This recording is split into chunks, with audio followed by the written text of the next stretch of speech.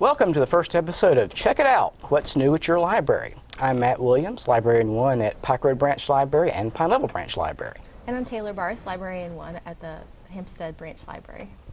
Today we're here to tell you about some books from the Young Adult section at the Montgomery City County Library branch near you. First, we're going to tell you about some books that are fresh out of the box, some new releases. Then Taylor and I are going to tell you about some books that we are really excited about that are coming up. And then finally, we're going to talk about a Teens Top 10 list. But first, let's talk about some of the brand new books. Our first book is Die for Me by Amy Plum. Now, all the reviews say this is a book for Twilight fans. This should sound very familiar. Two sisters, Kate and Georgia Mercier, moved to Paris from Brooklyn after their parents die. There, Kate meets Vincent Delacroix, an impossibly good-looking young man who Kate is astounded to find is falling madly in love with her. Twilight fans, this may sound familiar. Just like Bella and Edward. Now, Vincent doesn't sparkle in the sunshine like Edward does, but he's not a vampire. What he is a zombie, but he's not an brains kind of zombie. No, he's an impossibly good-looking zombie who likes to do good. Now, the thing they don't know about at this point is there's also bad zombies, and one in particular is named Lucien, and he turns out to be dating Kate's older sister, Georgia.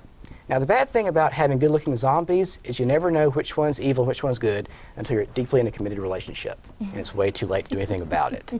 So this is Die for Me by Amy Plum. Twilight fans, come check it out.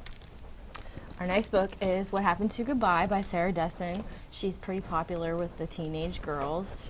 She writes a lot of romance. This girl, McLean, has been moving around from town to town with her dad, who works in a restaurant, for the past 2 years. And she has no relationship with her mom and her mom's new family, and she just kind of takes the opportunity to be somebody different every time she goes to a new school. So one time she's a cheerleader, next time she's into drama. She never gives her real name. She uses her variations of her middle name. And then she goes to this last place and she meets this guy Dave, and she kind of lets her real name slip, and she starts trying to figure out who the real McLean is, and she doesn't even know anymore, but she thinks maybe with Dave's help that she could figure it out. I think she's written several other books that are very popular, including Along for the Ride, and I can't remember the name of the other book right now. But yes, Sarah Dessen is very popular at our branches as well. Our next book is The False Princess by Ailish O'Neill. This book is about a princess named Nalia. She's a princess of a kingdom called Thorvald Dor. Now, everything is great because, she's a princess, and she's about to turn her sweet 16. Well, when she turns sweet 16, everything goes horribly wrong. She discovers her name is not, in fact, Nalia. It is Cinda. Not only is she not actually Nalia, but Cinda, she's not even the princess. She is a decoy that was put in place to protect Princess Nalia until she came of age 16. So, of course, Cinda gets kicked out of the castle and tries to make a life on her own. But she's not really done with the castle yet, because it turns out she's the heir to some magical powers, and there's a witch inside the castle using those powers on the real Princess Nalia. So Cinda has to get to the bottom of what that is all about. This is The False Princess by Ailish O'Neill. In addition to having it in print, we also have it available as a downloadable ebook through our Overdrive service online, and it's now also available for Kindle e-readers as well. The next book we have is Divergent by Veronica Roth, and this is another one of those dystopian novels that's very popular right now. This is about a girl named Beatrice, and again, at age 16, it's like the magic age.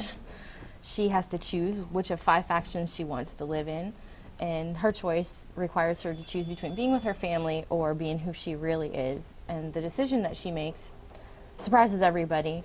When she makes her decision, she renames herself Triss, and she is forced into an initiation situation into her chosen faction. She's challenged with extreme tests of endurance and psychological simulations, and she spends time struggling to find out who her true friends are, figure out a relationship with a boy, because there's always a boy, right? And she discovers that she might be able to save the lives of the people that she loves, or her decisions might destroy her. Cool. So I think it's another one of those dystopian novels that people like, the Hunger Games and Matched would really enjoy. Yeah, and this was actually recommended by one of the teens from my book club to get for the system, so I'm glad to see we got it. Now we're going to tell you about a couple of trilogies that Taylor and I are both excited about. Taylor, tell us about the Wolves of Mercy Falls. This is one of my favorite trilogies. It's Shiver, Linger, and the last book is Forever.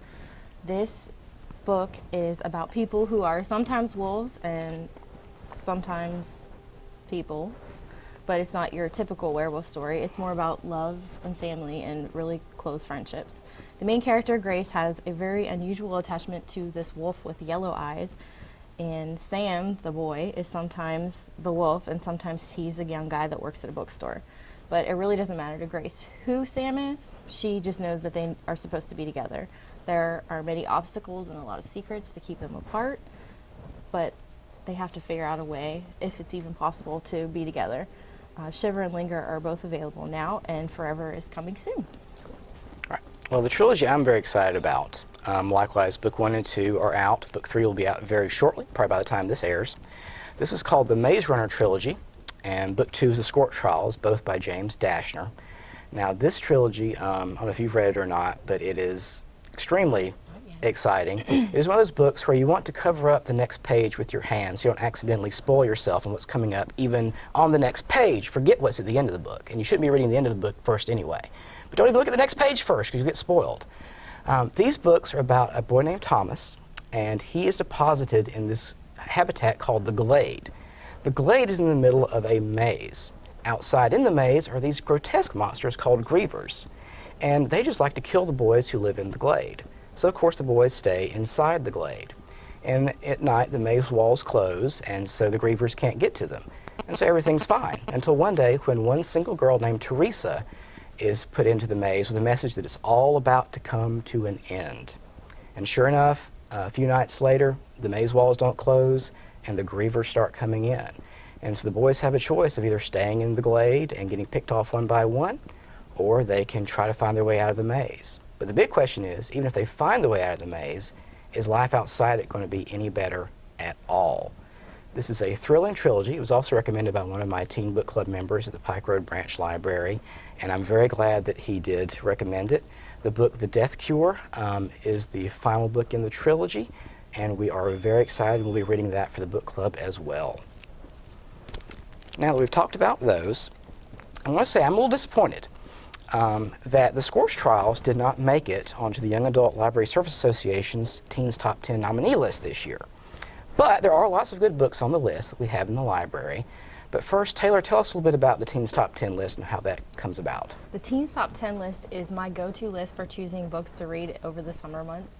It's a list that is entirely selected by teenagers, and they put it out every year in April during National Library Week. Over the summer, the kids have the opportunity to vote for their favorite 3, and then during Teen Read Week in October, they will announce the top 10 for all of the books that were nominated.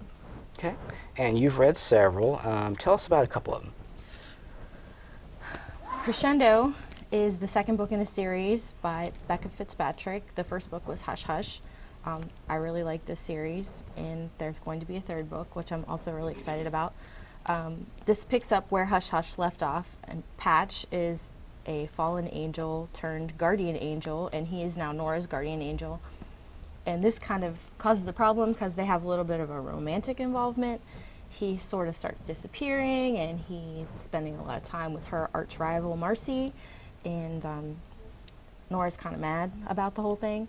So she sort of finds herself going off with this other boy who is not what he seems at all, and she's trying to figure out the mystery of what happened to her dad who died, and she is a little bit overconfident because she knows she has a guardian angel, so she's kind of out there doing some crazy things where she's in a lot of trouble all the time.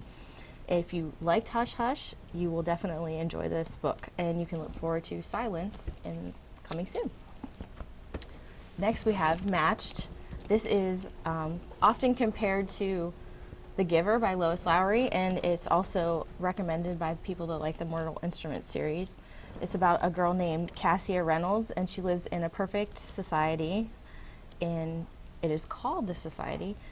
She knows that everything that's going on in her life is going to be protected for her, and it's the best solution for everything that's going to happen. So they choose who she's going to marry, what job she's going to have, how long she's going to live. She knows all of this. So when she's matched with her best friend, Xander, she knows that this is perfect. But then she also sees Kai, and this kind of throws a wrench in things, and she sort of goes outside the typical box. And she goes against the rules and starts trying to make her own decisions, and it leads into a lot of trouble. Again, this is matched by Ali Condi. Classic love triangle, then. Again. Well, one of my favorites that did make the nominee list, thank goodness, also has a classic love triangle. It's Mockingjay. It is the third book in the Hunger Games trilogy, and I'll enlist Taylor's help in holding up the books so that everyone can see them. First book is The Hunger Games. The second book is Catching Fire. I'll take it back, thank you. And the third book is Mockingjay. This, again, is one of my absolute favorite trilogies of all time. It's another one where you want to cover up the next page because you don't want to get spoiled on what's coming up even that soon. It takes place in a future North America called Pan Am.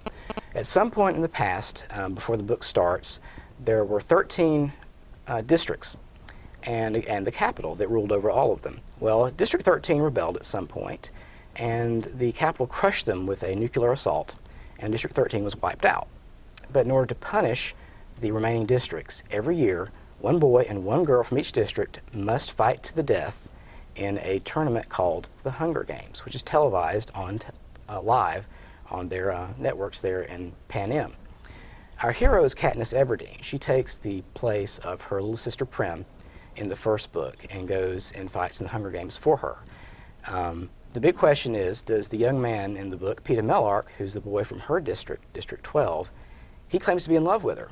And is he in love with her? And if he is in love with her, can she kill him if she has to survive the games and get home to her sister and her mom? Well, obviously there's more books in the series, so something happens that's unexpected. I'm not going to tell you that because you need to read it yourself. Trust me, you should. But Mockingjay is the third book. It is phenomenal by itself, but you must read them in order. The library has plenty of copies of all three, so come get them as soon as my book clubs are done with them. But don't come before that because you can't get it until my book club is done because they get to come first. But read all three, read them in order, and adults, this is not just for teens too. We've recommended this series to tons of adult readers at our branches, and they all come back wanting book 2 and book 3 as soon as they're done with book 1. So don't be ashamed to read these in public. You're in good company. Matt, I think you're going to have a huge list of people for your book club. I hope so. That would be fantastic. And you've read a couple more, so tell us about those. This one is called Before I Fall by Lauren Oliver, and it is about a girl who has the life. She's popular, she's a senior, she has a really good group of friends that she spends most of her time with, and she thinks everything's going great. She goes to this party in February. Well, it should have been one of the best nights of her life, but it's not. She wakes up the next morning to discover she's reliving this day over and over and over again. She gets 7 chances to redo her life to kind of correct some mistakes that she didn't even realize she was making, and she learns a lot about herself in this time. And this book is also available as an Overdrive audiobook. And lastly, I have for you Clockwork Angel. I really enjoyed this book. I like the steampunk, which is the automaton and the mechanical elements placed back in history. It's a prequel to the Mortal Instruments series, which is also very popular, always checked out. It's about a young lady named Tessa Gray, and she's coming from New York to Victorian London to find her brother. She's kidnapped by some ladies called the Dark Sisters, who are really creepy and weird, and they are secret members of the Pandemonium Club. During her captivity, she learns that she is actually a downworlder, and she has the ability to turn into anyone that she can touch their items. And she's finally rescued by the Shadow Hunters, and they kind of come in at the last minute and save her. And then she has to earn their trust and find her brother and learn a lot about herself because she is a downworlder. And Magnus Bane also makes an appearance in this book, and he is in the other series as well. Mm-hmm. And it is a prequel. You don't have to read Mortal Instruments to enjoy this one. But you'll enjoy it more. But you'll enjoy it more if you have read it it too. Series. Yeah, that's what I keep hearing from my teens as well. Mm-hmm. Our last 2 books are both near and dear to my heart because they are set in my home state of Georgia. The first is called Sisters Red. It is by a young lady named Jackson Pierce. She is a recent graduate at the University of Georgia, but Auburn, Alabama fans do not hold that against her or this book. You shouldn't dismiss it just because she's a bulldog. She lives in Atlanta and sets most of the action there, which I thought was really exciting because so many books are set in New York or Los Angeles or Miami or other locations. So you have one here set right here in the South. This book takes the Red Riding Hood myth and brings it to the modern day. There's two sisters, Scarlet and Rosie March, whose grandmother was killed by a big bad werewolf, and this sets them on a path to killing werewolves and hunting them down as best they can. Turns out werewolves are drawn to red cloaks or Red Riding Hoods. And so the girls move from the small town of Ellison, Georgia to the big city of Atlanta to where these werewolves are massing for some kind of big attack on humanity. Fans of Buffy the Vampire Slayer, the TV series, and Supernatural, the TV series, I think are going to really enjoy this because it's sort of that same idea of secret heroes fighting supernatural creatures in different sized cities. I'll also let you know that we have this available as just in print for this one. But the next book we have available as an ebook for both e-readers and our Kindle e-readers as well on our Overdrive downloadable media site. This one is called Hex Hall. The author is Rachel Hawkins. Now, one little fun fact about this book is that Miss Hawkins lives in Birmingham. So hopefully we could have her down here for an event sometime to talk about the books. Yes. This book and the second book in the series are both nominees on the top 10 list this year for the Y'Alsa Teens Top 10. It's about a girl named Sophie. She is a 16-year-old witch. She does a love spell, which goes horribly, horribly, horribly wrong. I'm almost scared to read the book to find out exactly what she did. But as a result, she's sent off to a boarding school. Now, of course, we all know that high school is not necessarily the most fun experience for everyone in the world. Well, this high school is even worse because you get to deal not only with everything that's not fun about high school, but it turns out that your roommate's a vampire. Your teacher is an immortal poet who's really strict about, your analysis of his poems. There's werewolves, there's monsters, there's all sorts of creepy things. And so Kate is sent off there to go to school to Hex Hall, or as they like to call it, Freak High. So those of you who aren't enjoying high school right now, you need some comfort, this is the book for you. Come check it out. It's Hex Hall. After me, because I'm going to check it out. Okay, after Taylor. Don't come check it out right now. You can go to other branches and get a copy. It's okay. We got plenty. But come check all of these out.